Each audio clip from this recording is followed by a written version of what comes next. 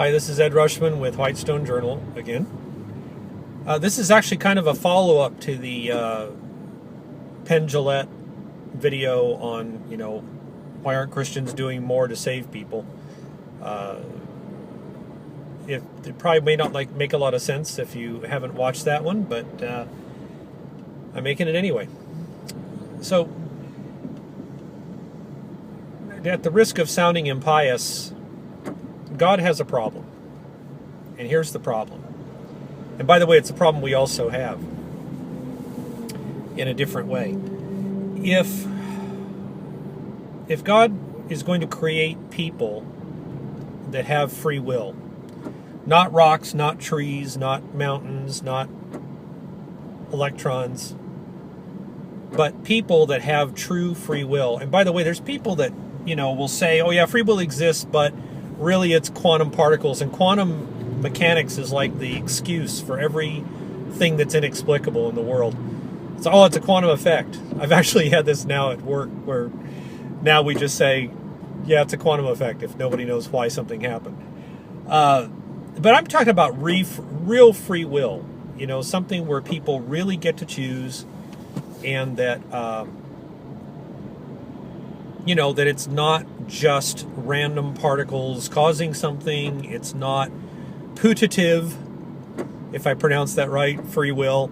That, yeah, it looks like free will, we're going to call it free will, but it's really not free will because really it's all just mechanisms and determinism and, some butterfly effect is making you make that decision. And it's not that it can't be an influence, but is there really a will? Can a human being really freely choose, granted with the data that they have, with the DNA that they have, with the tendencies they have, with the history they have, with everything else that's happened in the world, and 7.5 billion other free wills all operating at the same time? Is that possible? Is that the way it is? And so the idea, and people don't think about this all the time, God has free will, but God's free will is not a gift from someone else. Because if it was a gift from somebody else, they'd be God, and then they'd be, passing it, they'd be giving it as a gift, and then, okay, but then somebody above that gave it to them. Well, it can't go up infinitely, despite the old thing of it's elephants all the way down. So the difference is that God being, we believe, a perfect being, the perfect, it goes beyond being God, everything that he wills is good. And not because there's some outside standard that says, oh, well, this is outside standard and he conforms to it. No, he is the standard, that he alone is good. And of course, some people find that very disturbing, and they say, well, that's crazy. You're letting somebody just determine what's good, and then you're all going along with it. And they're not really good. That doesn't make any sense. Look at all the bad things that happen. But no, the standard is set, is God, not set by God. It is God. And it wouldn't make any sense for there to be some outside standard. Somebody would have to create that standard. Or you'd say, well, no, goodness exists apart from God. But that goodness itself then would be God. And God is love, as we say. But I digress. So if he's going to create somebody with free will, the problem that we would say God has, at the risk of being impious, is that what if they choose not to do the good? And so let's talk a little bit about the idea of the Imago Dei. Imago Dei is the idea that we're created in the image and likeness of God. And people like to ridicule that and say, oh, well, exactly what, does that mean that God looks like a European? Does that mean God looks like an African? What's going on? It's the physicality, the physical traits, but the physicalness of us at all is part of God's creation. And if he was subject to that, if he was limited in the way that he had an actual body, we're not talking about the incarnation. That's different, because we believe that God is in three persons. Don't even go there. But there's the divine nature and human nature. And in the divine, in God the Father, as we would say, there is no physical component because he has to create that. He doesn't have to, but he creates that.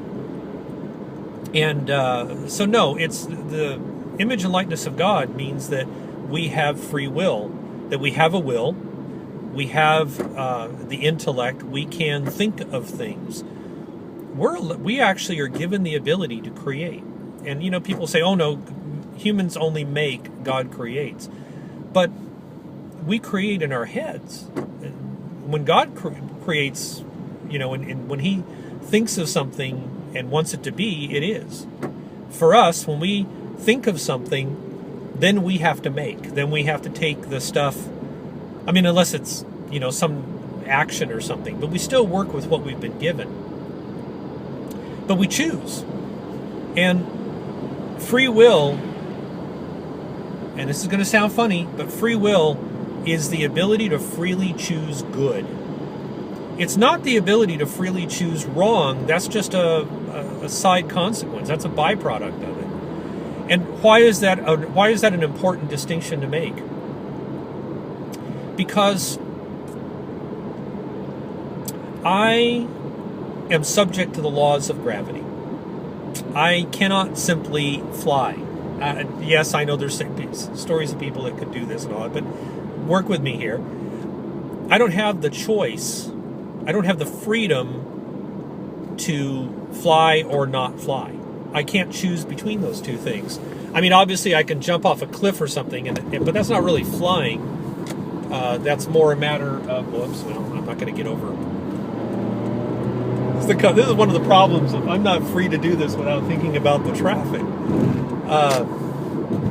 So what happens is that I don't have the freedom to choose to fly.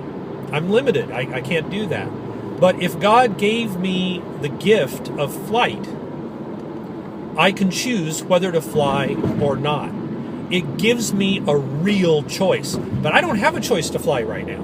That's just not a choice that I'm given. So the gift of free will is a gift to do good. And you can say, well, yeah, but it's a gift to do wrong. Well, yeah, the gift of flight, is that a gift that I can choose not to fly? Well, yeah. But I'm not properly exercising my gift of flight if I don't fly. It doesn't mean I have to fly all the time, although that would, in a sense, if I were given the gift of flight, why would I not be flying all the time? No point wearing my feet out. It's when we're given the ability to do something, if the thing itself is a perfect good, then we would be doing it all the time. We'd want to, you would think. Whereas with flying might not always be the perfect thing to do. Having the gift of flight doesn't mean I have to fly all the time, because to walk or to fly or to rest or to sit or whatever, all those things can be good choices. But when someone's given the gift of free will, doing good is always the right choice. It's always the right choice. So it makes sense that the perfect use of free will is to do good. And doing evil, choosing to do wrong, choosing to hate, choosing to harm, those are not proper exercises of free will. Sadly, you look around the world, obviously we're not using our free will very well. And that is the problem of evil, so if God wants to give us the perfect, beautiful gift that we can freely choose to love, that we can freely choose to do what's good, the ability to choose wrong comes with it. And there's no way around that. If people say, well, no, he should give us the ability to choose good freely, but he should give us the ability to do wrong. But if you don't have the ability to go wrong, then you don't have the ability to freely choose right. You're forced. Just like without the gift of flight, I'm forced to be on the ground. I don't have the option of flying. I'm really beating on this because I don't understand why people don't get this. And Penn, if you read this or if you watch this, I don't understand why you don't get this. That free will means that a person, it gives them the ability to choose love. It gives them the ability to love, to really love. And that means that some people are going to choose wrong. So when it comes down to things of, why are we not forcing people into the kingdom of heaven? Why are we not working harder? It's because no matter how hard we work, we're not going to get around free will.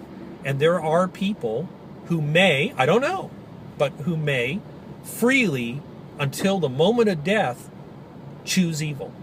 Doesn't mean they'll choose evil all the time. They don't need to. But they may be oriented toward wrong. Some people are just hateful people. I can't explain that, and I certainly can't judge and say, well, they're definitely going to hell. I have no idea. I know people who embrace evil and want it. They consider evil good. They consider good evil.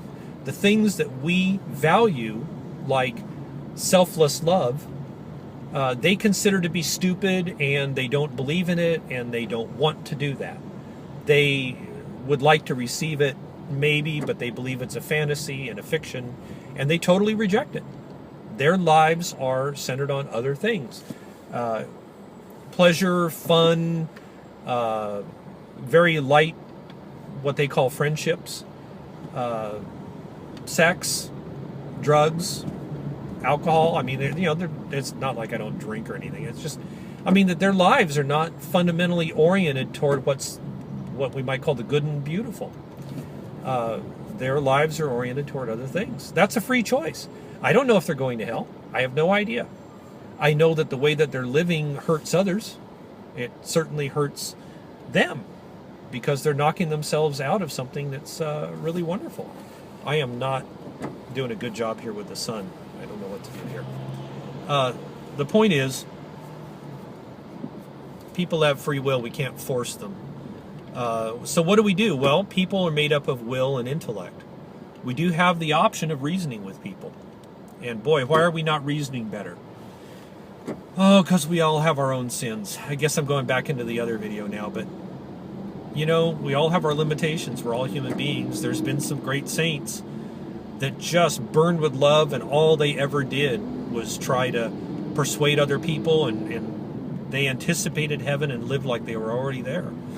Not that useful mockery that, you probably think is funny, where, they're so fit for heaven that they're unfit for the earth. And sometimes they always end up leaving it eventually. But, the real ones are awfully wonderful people to be around.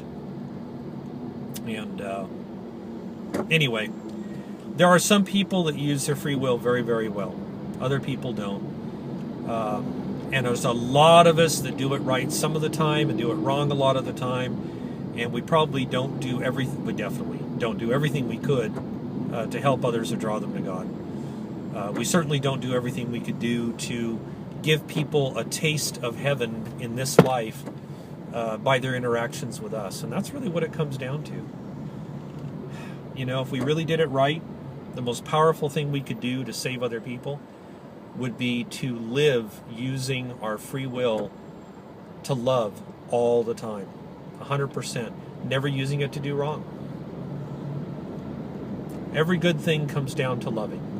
Every bad thing comes down to not loving, making a choice against love. Make choices for love or against it. It doesn't always look like that. Sometimes the loving thing doesn't look very loving. Sometimes the not loving thing looks really, really kind. That's just the way life is. Hopefully, if we have some wisdom, we can tell the difference. Anyway, Ed Rushman, Whitestone Journal.